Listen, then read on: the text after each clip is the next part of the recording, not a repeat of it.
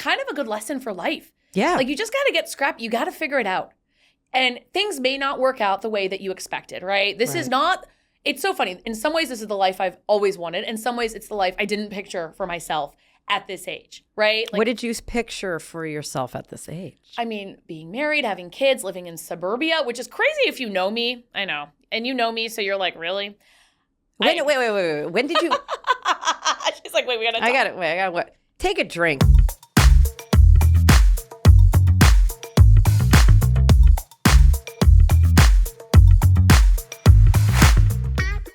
Welcome to Unscripted Turbulence. I'm your host, Raegan Medgie, and we are doing something a little different today.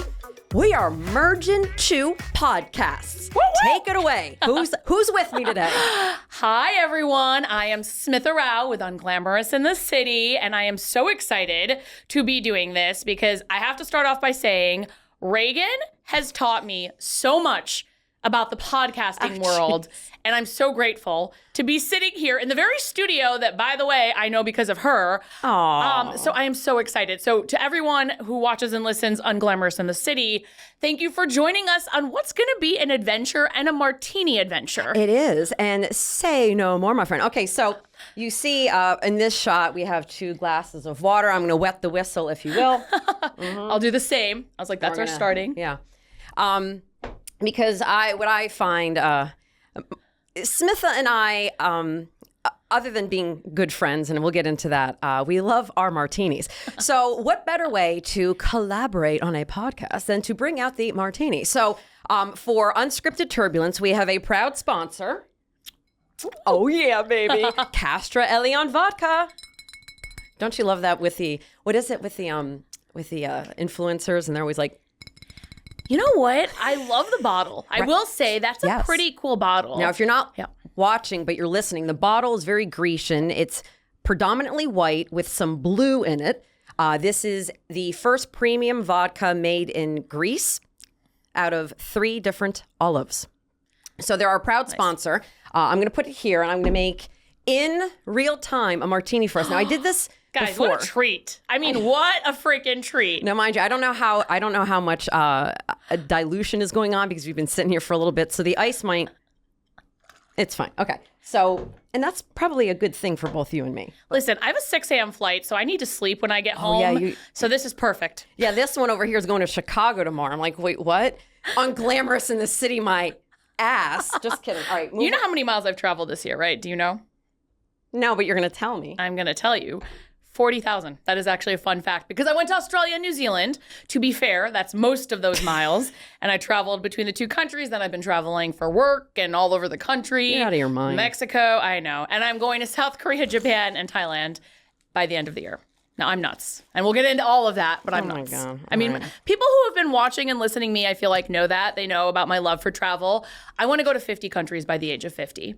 I think you're already well on your way there. All right, so now we're going to get... So I know Smith and I like olives. Now, I'm very specific with my olives. Okay. Ooh, if you can hear that, I just dropped the olive tree. That sounds like perfection. In the glass there. All right. Thank you. This is, so those of you who are tuning in for Smitha's show, I do a series on Instagram called Martinis with Medgie. And I love me a martini. Doesn't that sound like perfection? Yeah. I'm here for another hour. I am so here for this. I just have to say. Oh. Okay, so this is an ounce of vermouth. So it would be 1/2 ounce each. And you like your teenies dusty, as do I, which is just like a little bit of olive juice. Exactly. Little dirty. Just a little dirty. All right. So this is going to be a little bit more complicated. Can you hold this for me? Because I have my... Oh my God. I think this is my first podcast with props, which I love. I mean, it's just like a how-to, you know? All right. And this will probably be in the shot. So I'm going to try to throw it back that way. Okay. So we're going to do 4 ounces. If I get crazy, I might do a little bit more for us. Ready? Oppa! Love it. All right. So hold it out over here so I can... Perfect. So we're going to try to... Coordinate this. All right. So I'm going to do it like this so you can see. the vodka coming in. And now I'm going to move it this way so it doesn't, if it spills on the ground, Gotham Production Studios, I am sorry. Sorry. I'll mop it up later, even though it's a carpet. All right. So we're going to go. I'm like holding on to this cup for dear life. I know. All right. So we're going to do this. I'm going to put the bottle down. Amazing. Grab this. Okay. The transfer was good. Ready? Yes. Again, I don't know how you're going to hear that or not hear that. And just for a little good luck. For the gnats. Good old gnats pop.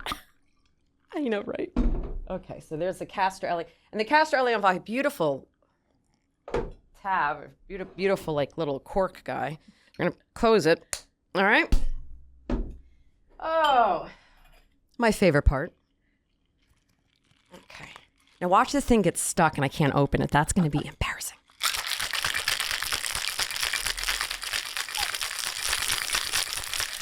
Oh, it's so beautiful. Okay. Oh, good. Okay. So far, so good. All right. So now I'm going to move this microphone out of the way so I can pour properly. Smart. Thank you very much, my friend. Look at that.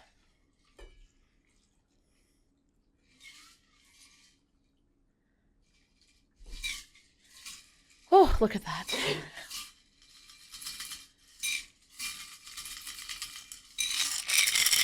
All right, so now you know I'm making a martini.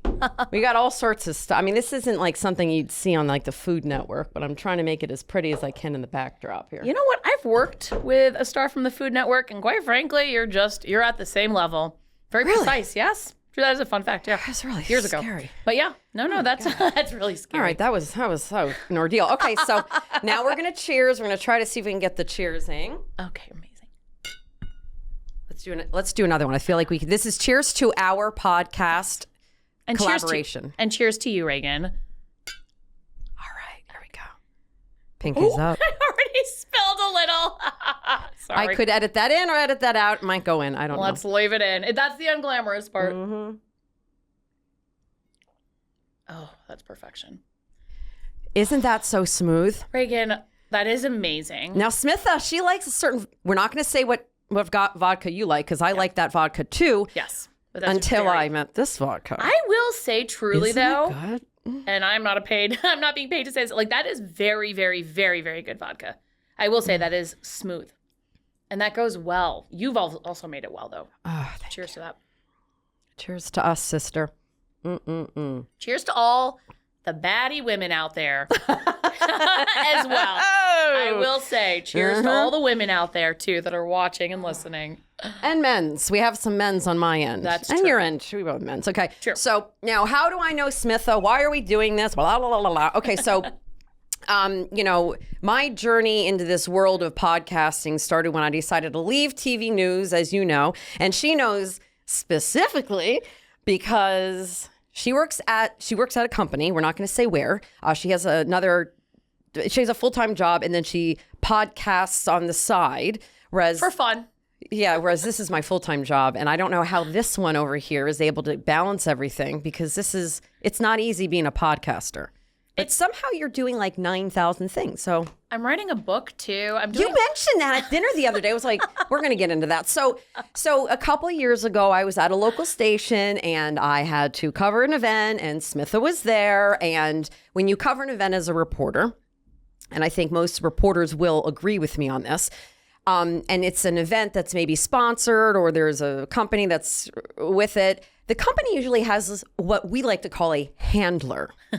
These handlers mean well, and they come with information, and I get it and whatever. But sometimes the handler's just like, anyway, sometimes they get in the way. And you try to be nice. And the thing is, for us reporters, we're on deadline. Like I don't have time to talk about like your life history. Like I need the information. I know that you're upset or what. I just, so it gets a little bit much. Well, I'm rolling into this event. I see Smith, and I'm thinking, here we go again. I got a handler. And she was like, I know exactly what you need, A, B, C, and D. I was a reporter for 10 years. Let's go. Wait, mic drop. That was what made me fall in love with you. Because I knew then, I was like, you get what I'm doing right now. Yep. And ever since then, we kept in touch. And this was around the time I was starting to feel like, I don't know if I can do this news thing much longer. I feel like it's sucking my soul out of my body. And we connected deeply on that. Yeah. And that was, I want to say, was it 2023? It was 2023. And if you all know my timeline, you know exactly where I was in the summer of 2023. Yep. It was in Long Island. That's where the story was. Yeah. You actually went all the way out to like deep in Long Island too. Oh, deep. Yeah. Deep. We roll deep. So yeah, I just, and you know, it's just, I always say like for the news world, there's just a shelf life for certain roles that you do. And I was at the end of my shelf life there. But yeah, that I just connected with Smitha and we stayed in touch. And she has been a North Star guiding light for me. She makes everything feel better and safer whenever I have any conversation with her about anything. And I know, you know, I actually, oddly enough, she doesn't know this, but I was listening to her podcast on my ride, on my ride in. Yeah. See, I love that. It was just, and it's just, you're comforting. Thank you. No, you know, you've been through the shit of life and you're comforting, and I love that about you. Thank you, but right back at you. So now that you said all those nice things about me, Raegan, Go on. truly, I know. Continue. Oh yes, and how could I forget about my martini? I'm like, gosh. Oh yeah, I know. We're gonna be oh yeah, the martini's there, and we'll throw it back at the end, and it'll really get crazy. Then things are getting wild. But in all honesty, Raegan, I had seen you on the news, right? Because of course, as my job and as being good at my job, I watch local news, right? And I watch all of the local news. So I already knew you. I loved you. You had just such a great personality, right? I loved your energy. And because I've been, I've worked in TV, I have a lot of friends who still do work in TV or who have made the transition. It's like when I see people that I'm like, oh, she's got it, right? Like it's cool to see that. The morning shows, are always my favorites. I know we all know you did that shift because those are the hardest ones. I mean, to keep up that energy, that momentum, like that is not easy, right? Obviously, as we both know, I've done that shift before too. So I'd already known who you were. I saw you, I was excited, when I saw you, and just you were so kind. And thank you. I always wonder if I am sometimes. I know I can get. Oh, absolutely. And your photographer was awesome. It was a woman. I won't give away her name, but she was awesome. I'll say her name, Brenda Rivera. Yes, okay. I didn't know if you were allowed Brenda. to. Yeah, she's wonderful. Yeah. Brenda, Yeah. I never want to meet Brenda in a back alley if she's ever ready to fight. True story, Brenda. So Brenda's like 5'1", full of force. And Brenda and I were on a live shot one morning, and a guy grabbed a purse from someone and was running. Brenda ran after him. The guy dropped the purse. Wait, that's amazing. Okay, I've seen Brenda once or twice since that. Yeah. So first of all, Brenda, you're fierce because that's incredible. She's a native New Yorker, like from Manhattan, New Yorker. That explains a lot. Yeah. I love that. Not many of those exist, I'm hearing. I love it. I can imagine it. She probably just booked it. And he's like, oh, I give up. I was like, Brenda, you can't. She goes, no, that's not right. I go, well, you know what else isn't right? You laying lifeless in the street. That's not right. But she didn't care. And it wasn't even her purse. No, it was somebody else's purse. And she went, so good people. Not all heroes wear capes. Exactly. Not all heroes wear capes. And there are still good people out there. Yeah. Unbelievable. So, Smitha, let's talk about the fact you were in TV, your upbringing and stuff, because I always like to kind of dive into your journey. And ironically enough, she has not really explained her entire journey on her own podcast. So now that we're doing this combined effort of a pod, this is kind of your time to shine as well, as you always do, and to talk a little bit about like your origin story, which is quite a story. Well, first of all, thank you, because my mom, I always shout out my mom almost every episode, has told me this. So my mom is my momager, but I call her my free momager because I'm not paying her. That's funny. And so hi, Mom. But that's what she said. She's actually gave me that feedback truly today. She was like, you got to talk more about yourself. Because I do, I sprinkle it in, right? Yeah, but it's so much about my guests and my journey. I mean, I've talked a little bit about it. Move your mic because I want to make sure that. Yes. We've already spilled maybe a martini on it, so. I'm not fully confident I'm going to be staying upright in this position by the end of it because we still got a lot more vodka to go. But okay, you're good now. That is true. Good thing we're pros, though. I will say, I love a good martini. That is not a lie. So good thing we're pros. Yeah, Waldorf Astoria. That was a good martini. Ooh, that was a good martini. Actually, I'm going to give one flex. Okay, one more flex. Yes, please. Polo Bar has the best martini. I haven't been there yet. Is it hard to get into? It is. The only reason, and I will give away my secret, is because I have a credit card, Amex Platinum. And you call Amex Platinum, you say, I want a reservation, and shout out, they got me a reservation. I will give away all my secrets. That is one of my secrets. So a lot of people actually have access, more than they would think, right? And this is on TikTok, so it's not like I'm giving away a really big secret. look who I'm rolling with. What? Yeah, fun fact. That's how I got in. And I've been there now, I think 2 or 3 times. They're lovely, but that is actually, like, we'll go there just for the martini. Really? I really liked it. I know people, can have their opinions. I truly liked that martini. And I went into it being like, I'm not going to be all excited and fangirling because I'm here. It really was a good What is it about that martini specifically that you like? It's just very crisp. Like, it's just very crisp and it's easy to drink. And it has a little, and you know what it has? Actually, the one that I got, a little bit of a sweetness, but not too much. Because, like, this is not, obviously the ones that we normally have don't have as, I don't know how to, it was just this, like, little undertone of a taste that was so, like, just amazing. Oh my God. I know. There's a good tease. We'll go. Yeah. Now you have to, because I'm going to hold you to it on the pod here. All right. So. Yes. But going back, so my story does not start at the Polo Bar. It starts in upstate New York. That's a good one. That's it. Were you on TV? That was a good transition. What a good transition, right? Well, you remember in TV, like, you'd have to go from, like, a really, really sad story to, like, puppies, right? And so... switching gears. That was always switching gears. Here we go. Transition. You learn to transition pretty quickly. But yes, not a very glamorous place, but upstate New York, which is a nice place. Mm-hmm. My family's still there, so we're not going to knock on upstate. But upstate. Hey, listen, I went to Elmira. I did time in Elmira, New York, but like at the NBC affiliate up there. So it's a nice area. Now, my pilot husband, well, we call him Pilot. And I thought I was going to slip his name out. I can always bleep it, but Pilot was not a fan visiting me up there. Elmira's not where you're in Binghamton. Yeah, I'm a little bit more of a metropolitan area. Yeah. Not But so when you much. go west, yeah. Well, I drove to that station, and because I told the news director I'd be in town. This is a fun story because I was late. Okay, I was very young. I was like 22 years old, right? And I told the news director I was going to be in town. Gave him a time. Showed up late. Don't do that. And I don't think he was impressed. He did not hide it. I'm sorry. If you remember me, this was 22 years ago. I mean, that, like, obviously that was not a smart look, right? And I'm an hour away, so I have no excuse. I was late. That is a fun fact. I've learned my lesson since then. Now I am not late, if you know me. No, you're not. But, no. Yes, but oh my God. Fun fact, I was late. And so needless to say, I didn't get a job. I didn't even get an interview because I was late. Oh my gosh. So, okay. So let's start. Okay. So we're going to go everywhere with this and I love it. All right. So Binghamton. Yep. So Binghamton, the area, born and raised. Actually born in India. Whoa. Yeah. Actually, did you know? You may not have known this about me. Hey, no. You were born in India? I was in South India. I was actually born. And then Can you speak? So I speak Kannada. So shout out to everyone who knows Kannada. It's a great language to know because a lot of people don't know it.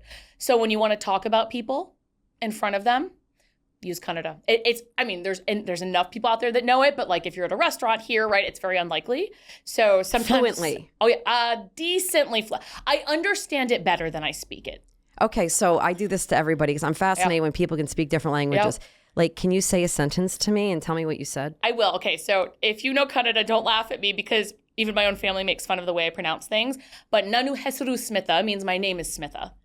Nanu is me, Hesaru is name. Again, please don't troll me if I say it because I know I don't say it, but that is Nanu Hesaru Smitha means my name is Smitha. That's pretty. Thank you. It sounds pretty. Yeah. Some languages don't sound so pretty. That sounds very pretty. Yeah. Wow. Okay. And then I know like the swear words. All right. Like shut up. Bai muchu means like mouth closed, literally.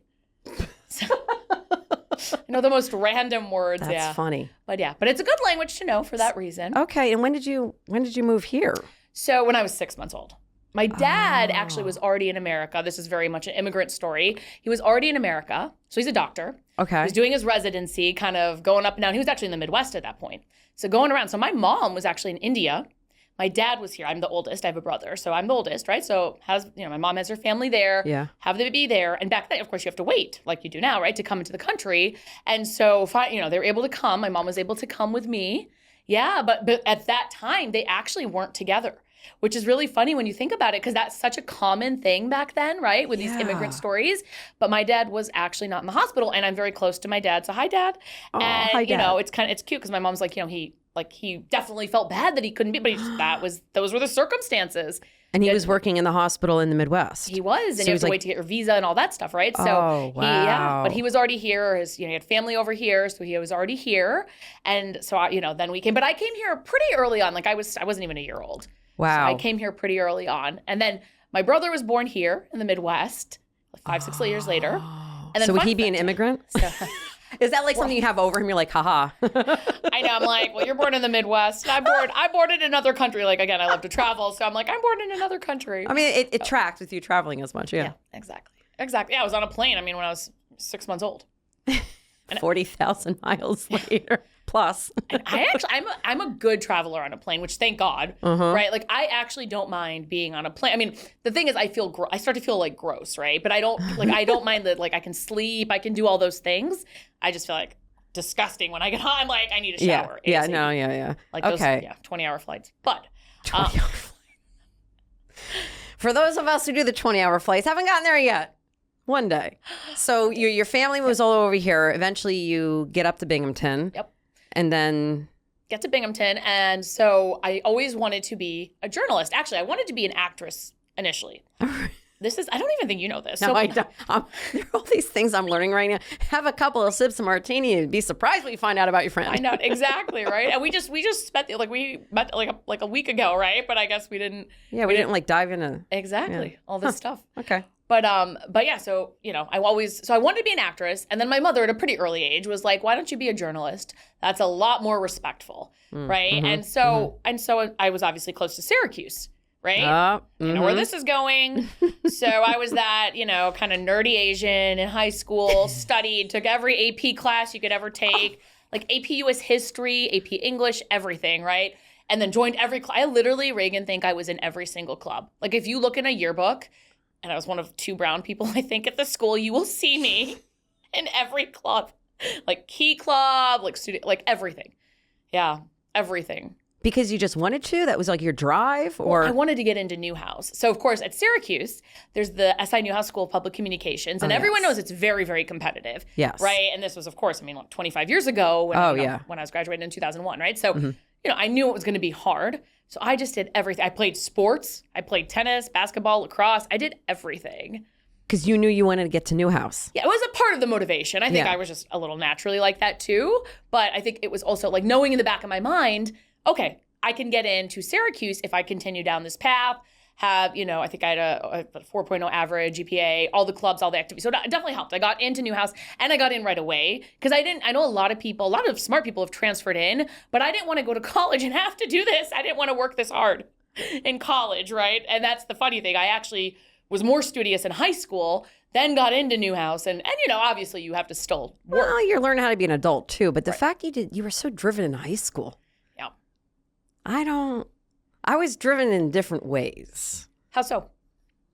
Oh, flipping the script. We're gonna flip the script. Well, I was into band. I was in band. I twirled the baton, and I was a Highland dancer to bagpipe music. I do know that. I've seen, I think, a post on social. Yes. At Liberty High School in Bethlehem, Pennsylvania, the marching band isn't one of those where they have the twirlers lighting their batons on fire. No, it's like it's say patterned after the Coldstream Guards of England. Ooh. So if you saw the guys in England with they're in the red outfits and the bear skins, like those tall hats that are furry. Yeah. We look like that. And we basically perform with Her Majesty's Coldstream Guards. Wow. In the spring. Like it's a whole thing. It's like almost like a military band. Yeah. People come to the football games to watch the band. So I was in band, I was in theater. That's a shock. I was involved a lot, but I wasn't thinking, oh gosh, I have to do all these things to get into college. Like I just kind of was active, and then I had, I ran with a group of friends. We may or may not have dabbled in adult beverages when we shouldn't have, but made me stronger and more appreciative of vodkas like Castra Elion vodka as opposed to good one. I like that. Very, very organic. Raegan, I love it. Oh, yeah. It is very good. So good. But I was studious. I was in the AP classes like the first 2 years, and then the third and fourth, that just like you're like, I'm good. I was like, I'm right. Yeah. Anyway, so that's how. Yeah. You were like in everything though. It makes sense. Jeez. Yeah, I was in everything. So then I, of course, got into Newhouse. In Newhouse, I will say, that was my discovery. I loved college a lot more. I will say, I liked high school Middle school, I was totally bullied. I have no problem saying that. I was totally bullied in middle school. I feel like a lot of people are A lot of you know what I mean? people Like I were. was bullied. Yeah. I had a kid. about this, I didn't have. I still don't have big boobs. And I will never forget this kid looking at me one day, and he's like, "How you doing, flats?" That's just me. And I'm like, Screw you, kid, But if you're watching. I know. No, I don't even, who knows where he is these days. Yeah. But I think to myself, I'm all right with that because like I can run. Yep. And if I play golf, I don't have anything in the way. You know what I'm saying? Yeah. So flat me up. I don't give a crap. Exactly. And I've said this on my podcast before. I'm like, don't be the bully. Like, you suck. Don't be the bully. Mm-hmm. You should never make someone feel bad No. about himself or herself. Like, it's just unkind, right? And I remember in middle school, it was pretty brutal, right? Oh, yeah. And like weird things. Like I remember a girl told me that I get a pedicure now, like, you know, from pedicure to pedicure. Because a girl was like, oh, your toes are weird, right? Like it's just, and they're not, by the way. But it's just, you know, like weird things that you develop a complex. Yeah, and it sticks with you years later. It It's sticks so with you years bizarre. later. Awful. It's like, don't be a bully. That is what I would I'm just say. glad that we didn't have social media back then. That adds a different layer. And it's really sad because now you hear these terrible stories of people, you know, just not being able to go through that and doing all, you know, terrible things, self-harming. yeah. I mean, it's awful. Yeah. I am so glad because we're the last generation, we're about the same age, right? So we're the last generation where social media, for me, it started in college. Okay, so I'm 45. I don't mind saying my age. Oh, yeah, 'cause I think 43. I always say it. Yeah, I knew you were younger than me, but I didn't know. Yeah. Younger than me, but yeah, around like our group was basically the last of the last good generation. Oh my! I mean, I'm so glad we grew up. Pre-social media. Yeah. Oh, that's crazy to think about that. Yeah. So then you get into Newhouse, things were better there. I loved Syracuse. So shout out to Syracuse. I think I shout it out every single podcast. I shout out Temple University, go Owls. I love it. But no, so I got into Syracuse and I just had a ball. I actually have a lot of friends still to this day from college. I really enjoyed my time at Syracuse. That's I was there for awesome. 4 years. You had a lot of snow. A lot of snow. But I'm from upstate, so that never I bothered guess me. it doesn't really matter. Yeah, And you know what we would start doing? We started freshman year, like people would get their jackets stolen at the bars. So see, I didn't go out until college. So then we would just go out without in the dead of winter in skirts and Did like you do the without tube jackets. top? Yes, Were you the yes, tube I did all tops? that. Yeah, the black pants and the Oh tube my God, tops. yes. I used to go to the gym every single day in college. So like I would wear all those little skimpy college clothes. Oh gosh, And we would go, it would be snowing, Raegan. And there's no jacket. I don't think we wore heels. I don't think we were that stupid, but like no jacket. Because people would actually, that's true. People would you'd have to put your jacket in a big pile. There was no coat check right back then. So that people would get their like nice jackets. And you know, people in Syracuse, there's a lot of people from the city. There's a lot of people who come from like affluent families. So that, you know, some of us had nice brands. Like I remember back then Coach was the big brand. I had a big Coach bag. I thought that was all cool, right? Like the big one.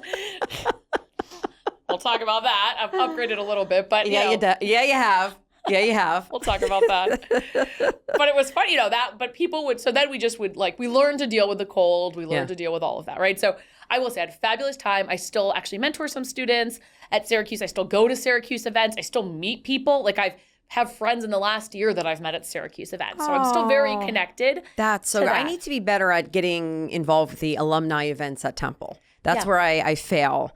I need to be more connected. And I'm sure that there's probably so many alum in New there York. aren't any. There's like metro gatherings and stuff. I just, it's not that I refuse to go to them. It's just every time they have one, I'm like busy. Everybody has something. Right. No. The timing. So note to self, I got to, you know. Yeah. Or maybe even in Philly. You could just hop over to Philly and. I could do that. Yeah. There's got to be stuff there too, I would imagine. Oh, yeah. All over. Yeah. But here, there's some bars too that do things for Temple students. So that's good. So you get out of, when you get out of Temple, or at, no, Newhouse. Syracuse. Yeah, both good schools, both very good schools. Yes. So when you leave, obviously you're doing what I had to do. Did you have tvjobs.com where you had to send? Oh my God. Okay, tvjobs.com. That is a blast from the past. Yeah, so that is a great blast from the past. Well, you are welcome.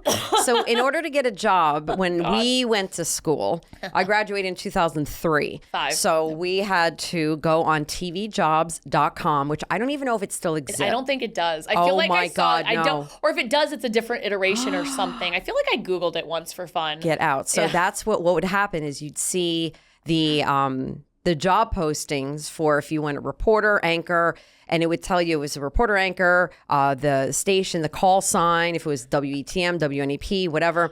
the city, the DMA, the designated market area, which is like the DMA, that just means how many people are in an area, right? So like based on the market size. So the market size for New York is obviously 1 because that's the most people in the designated market area. The smallest market is 302 or something, maybe like in Nebraska. 210. You know what? I used to know that. 210. Well, it wasn't then. It may be different now, but I used to know that list. I was crazy. When I was applying for jobs, I used to know that list. Like, I feel like it's like somewhere in Ohio or like it's something really, really tiny. That is wild. And there's like the population's like 1,000. So, so you'd see where and then at one point in the description would be like, how many years of experience, right? You'd see 3 to 5. You're like, well, that's not me right when you get out of college. But you would at that time, I send VHS tapes. Same. You did too. And then went to DVD. I did VHS tapes for a while. I did too, and then eventually DVDs. Because I remember having to go to the post office. Yes. To send them in bulk. Yes. I sent probably 80. Yeah. Oh, I sent a lot. Like all over the country. I did, and then it was. I think I sent 100. Like, so I was like, I actually did something that's kind of funny. This is a funny story. You'll appreciate this. So I started to send all the VHS tapes I wasn't hearing back. Right. Right. So then I remember in college they told us just tell a news director you'll be in town. Right. So I did that and Elmira obviously showed up late. So then I'm like, listen, I got this down now. So then I'm like, I really wanted to go to Florida, right? Because it's like there's some smaller markets in Florida that are starter markets. And they will pay you in sunshine. They will pay you in sunshine. But at least you're reporting in the sunshine and on the beach. You know what? I actually, touche on that. I applied along the coast because I thought if I end up not liking TV news, I could just hang out at the beach. I think I had the same attitude. I'm like, we're gonna go to Florida. So I was determined, right? Yeah. So like I was trying, and I'm from a smaller market, right? Didn't work out. So actually, a news director told me I didn't fit the demographic. So let's not get into that, but let's get into that. Didn't fit the demographics. You want to talk about that? I mean, let's talk about it because it is unglamorous. A news director in my hometown, will not say which station, but told me, I went in. He's like, you're great. You obviously have the education. You have you have a great tape. He's like, but, you don't really fit our demographics. And I didn't even understand what that fully meant, Raegan, because I was 22. I went home, and you know who understood what that meant is my mother. What'd she tell you? She's like, he can't say that to you. And she's like, first of all, stupid. This is your hometown. Mm-hmm.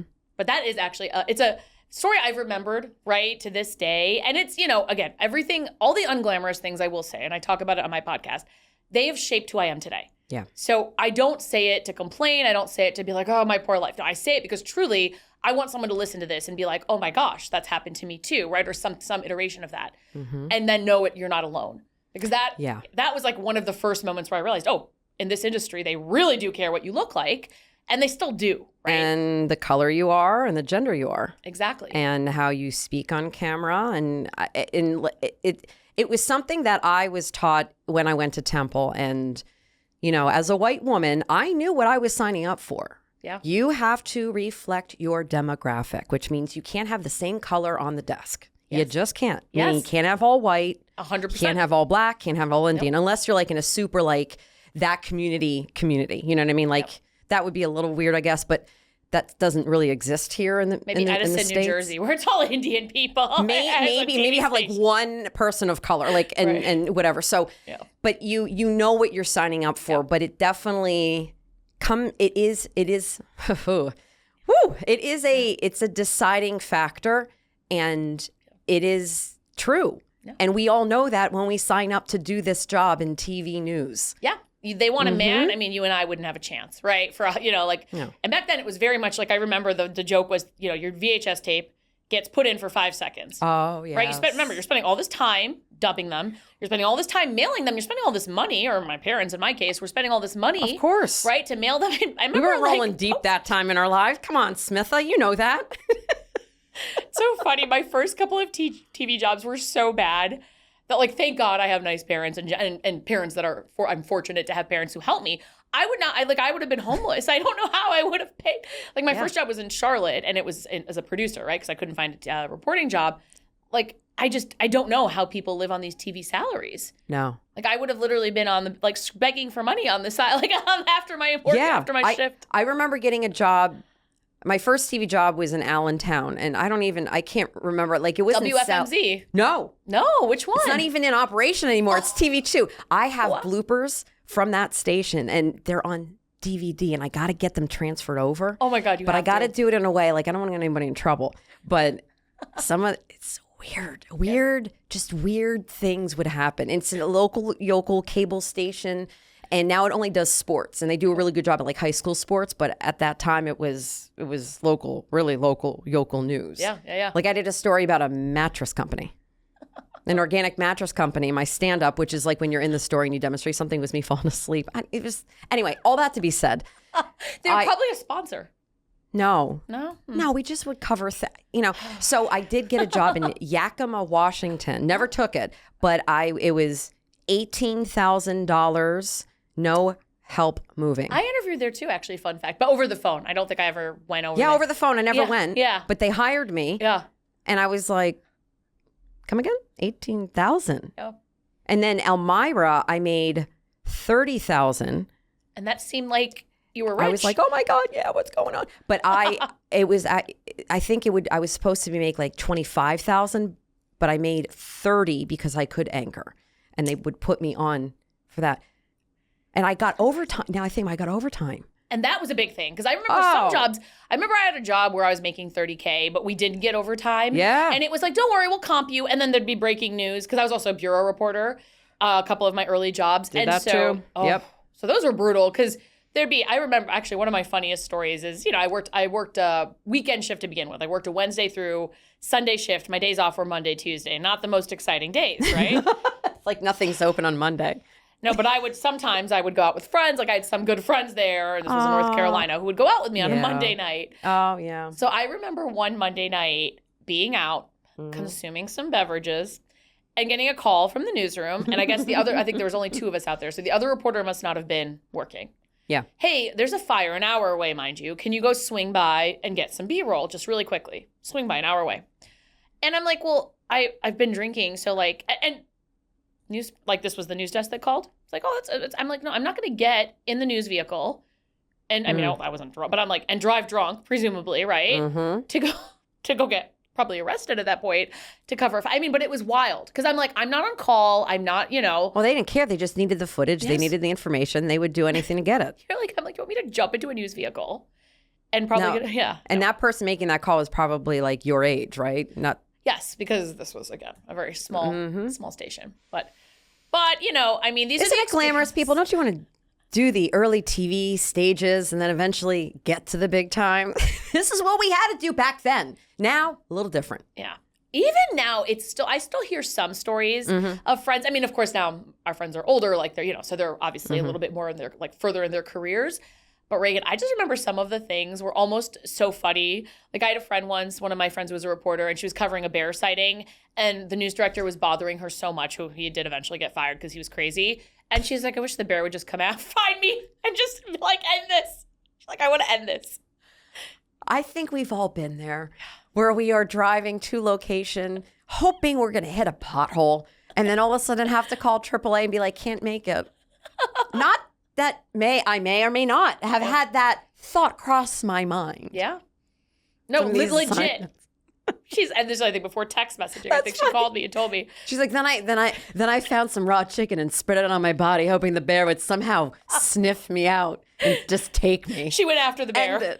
She wanted to find the bear. Come over here. So those were the kind of things. I mean, I will say, the one thing I will say, though, that was good is the camaraderie, right? Because I always say that, right? Because everyone, like I empathized with her. I was like, listen, maybe I'll come there and try to find the bear too. Like the empathy, though, like you do form a bond. I was in upstate New York, Pennsylvania, North Carolina. You do form a bond because everyone is kind of the same age. Everyone's single at that point. Like you do form a bond. So I will say that is the bright spot. It is. Yeah. They will get you through the hard times. And I liken it to like if you're a cop or maybe like an EMT worker, like, you're with somebody all the time and you see a lot of like traumatic things and you have to be there together. And you really do form this beautiful relationship at the end of it. So at what point did you decide, okay, I'm out of news? So as I was approaching 30, yeah, I, was in North Carolina at the time. I actually went back to North Carolina twice at two different stations, one as a producer and then as a reporter later. And I just was like, okay, I think I want to have a life. Like I want to actually, no kidding. Yeah.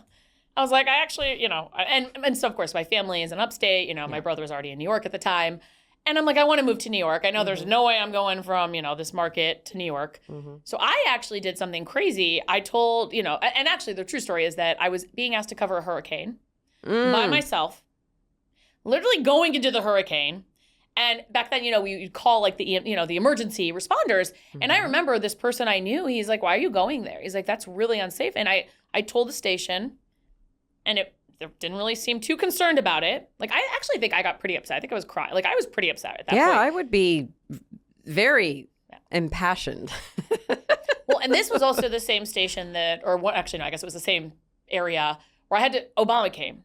Amazing. I got to cover Obama. Like, that is amazing. Oh, you got to cover a president. That is amazing. I never got to cover any president. Real? Well. Yeah, no, I mean, like. I wonder, that's kind of, I guess. Yeah, no, I never was sent. I never was sent. Not that I can't, like, cover politics, but I just never was sent to. See, I was sent because I think never my came shift. to where I was. Well, I worked in a military town. That was why. Oh, well, there you go. Obama was coming there. But fun fact, I didn't get a photographer, which is fine. I mean, I wasn't complaining. But can you imagine, like, schlepping all of your equipment? First of all, like, all the, the networks were there, right? So they have, like, 17 people. I'm there, like, it's kind of funny. Oh, that's embarrassing, too, just to think, like, you're with all these, I mean, and again, I didn't want to complain because I was very, very young, and to be able to do that was a privilege. But it was funny because I just remember, I'm like, this doesn't make the station look very good, right? That they're... You would think. And they didn't care. They still sent you alone. They did.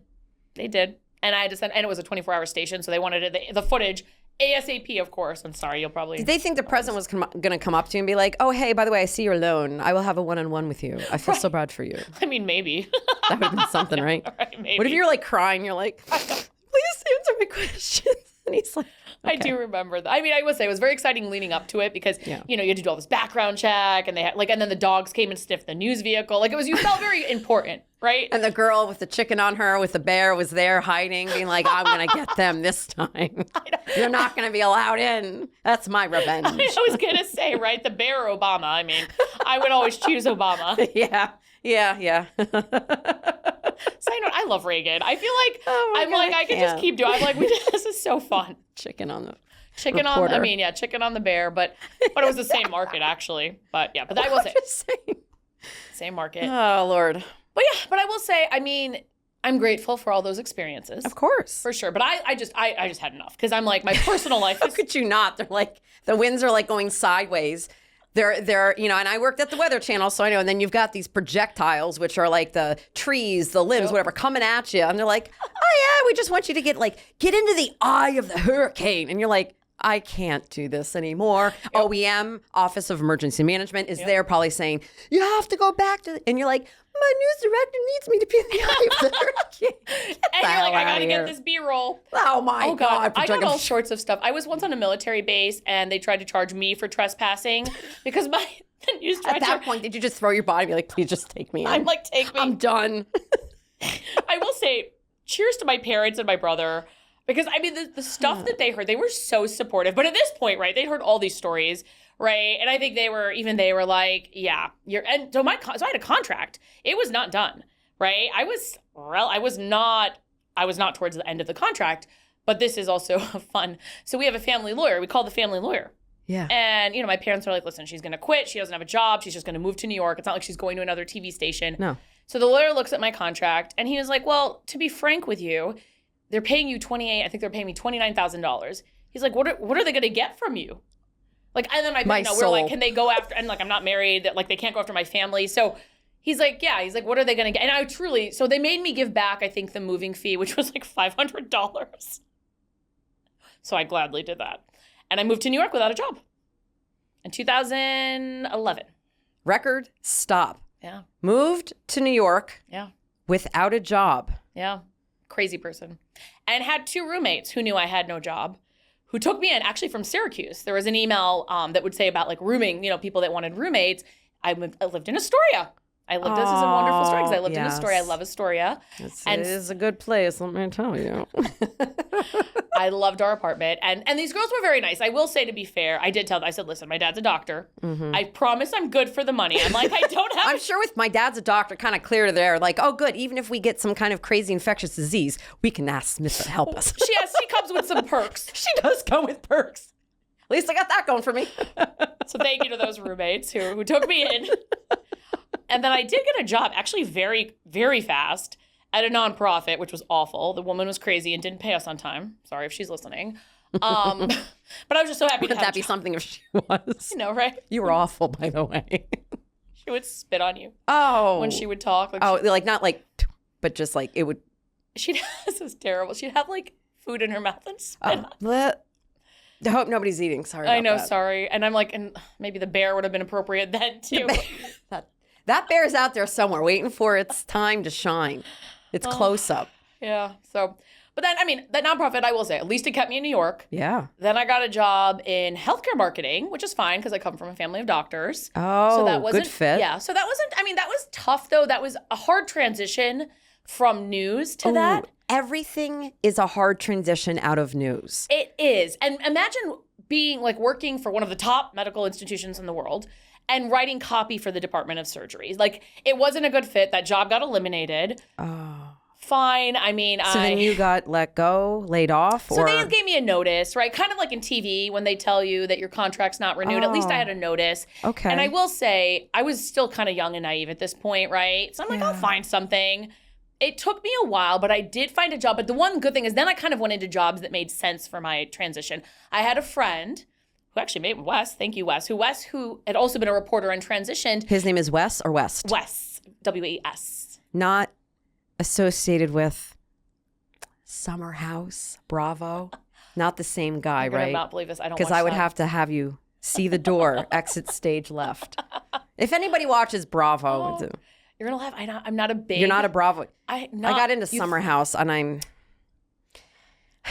I didn't want to, and it just was something on that I watch when I cook, and then the whole Amanda West thing. Yeah, whatever. It's neither here nor there, people. But if you're a Bravo person, then you know. I got to look it up because because then you're gonna get it. It's a whole thing. Don't. I'll give you the Cliff Notes version after this pod. Yeah. Okay. Well, you are like the 10th person to tell me though that I would. Oh, really? You are the 10th, like literally legit. It's about like friendship, backstabbing, scandal, unhappy marriage, divorce. It's a whole thing. Okay. It's a lot. It's very layered. Add that on the list.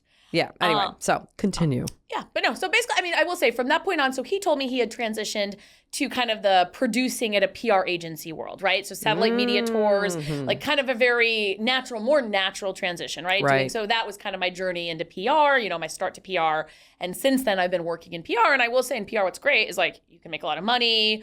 You work at companies that you have stock, you have a bonus. Like they treat you well. Yeah, and I will say that Smitha likes her fine things, but she's not an a-hole about it. And she wears them well, and she's earned them. And you went through, well, you just heard what she went through. So you earned it. Right. I was unemployed 3 times in my 30s. That is and I'm 43 now, so it's been a while, but 3 times and weird reasons. Once a boss was arrested, we'll leave it at that. You can't make this up. You really can't make some. And I was the marketing director, so when your boss gets arrested, you don't have a job after that. Shortly But you just found a way back. I will say that is the one thing. And this is what I want. If anyone takes anything away, I'm 43, I'm single, I've been through a lot in my career, but I have a fabulous life. And this is what I try to tell people. I travel the world. I like designer things. I have such amazing friends and family, right? It's not all bad. And I know I have so many friends that have dealt with all sorts of things, right? Whether they're divorced with kids. It's hard. It's hard to navigate these things. Yeah. But I think social media makes it harder, right? Because you see that people are posting photos and oh my God. Father's Day is always tough. I mean, and of course my family, but I think that's the thing. Well, I don't have the next iteration of that at the moment, right? So that's okay. But it can feel lonely, right? Right. So for me though, I'm so when I buy a new bag, for instance, right? And I've worked so hard to get And what she I has have. nice bags. I've never been a bag person, but I did tell Smitha when I make the big bucks in this podcasting venture, I am bringing Smitha with me to get a nice bag, a cruelty-free bag, which means not leather. Yes. I know Stella McCartney is cruelty-free, but I have no idea about anything about designers.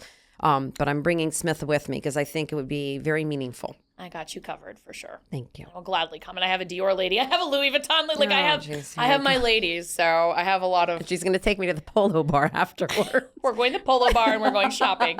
Actually, the best bag I ever bought was in New Zealand. That is a fun fact. A Louis Vuitton one that you can't get in the States. Actually, you can get in the States, but you probably have to be like Paris Hilton. But in New Zealand, I was like, if you're willing to pay for it, they'll give it to you. So I have a very exclusive bag to the point when I walk into the LV stores, they see it and they're like, oh my God. But I got it in New Zealand. That's my fun little trick. See, I got all the tricks. You really know your way around the way to get what you need. You're scrappy. I like that. Scrappy. That was always something they told us, like in the PR agent. I worked in PR agencies for a while, before I worked in a brand. And they always told us, get scrappy. And you kind of do. It's kind of a good lesson for life. Yeah. Like you just got to get scrappy. You got to figure it out.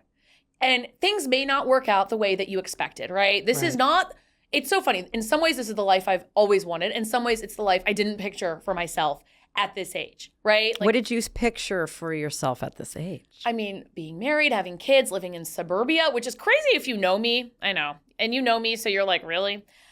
Wait. When did you? She's like, wait, we got to talk. I got it. Take a drink.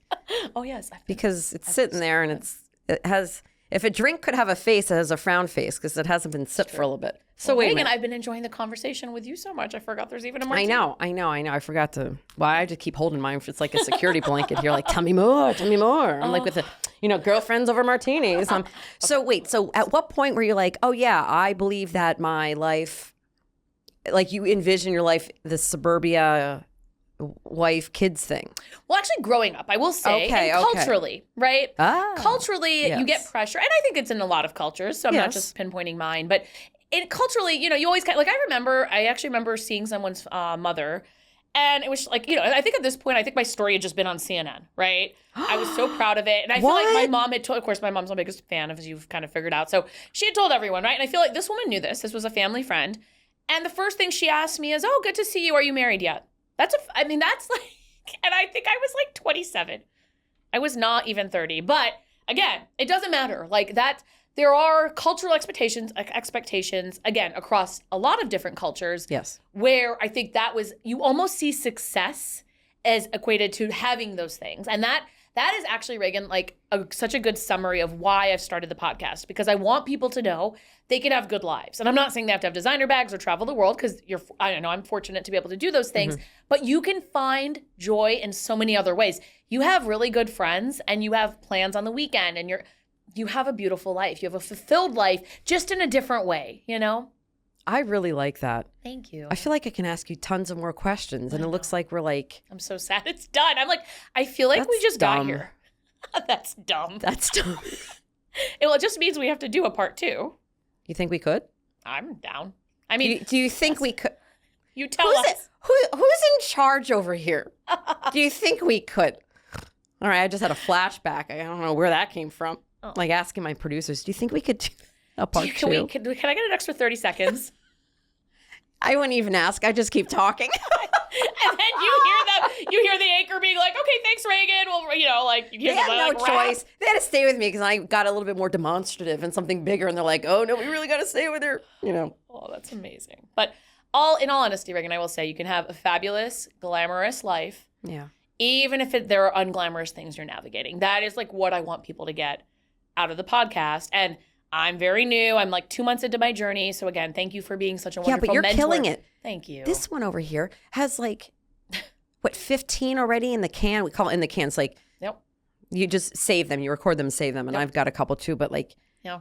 And you have a full-time job. Yep.